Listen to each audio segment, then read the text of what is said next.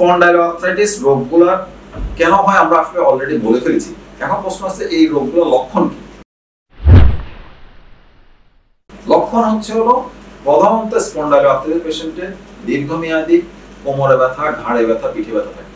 এর সাথে সাথে দেখা যাচ্ছে রোগীর পায়ের তালুতে ব্যথা, পায়ের গোড়ালিতে ব্যথা, কখনো কখনো কিছু কিছু গিরা ফুলেও যায়।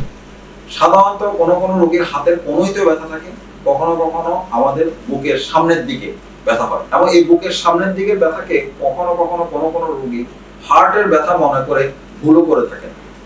তাহলে এটা হচ্ছে কমন আমাদের স্পন্ডাইলোআর্থ্রাইটিসের কমন লক্ষণ। কিন্তু এর বাইরেও কিন্তু লক্ষণ থাকতে পারে। ওই যে বললাম স্পন্ডাইলোআর্থ্রাইটিসের পেশেন্ট বা যেটা এসপিএ পেশেন্ট, ওনারা কিন্তু কখনো কখনো চোখের ডাক্তারের কাছে ইউভিআইটিস নিয়ে যাচ্ছে।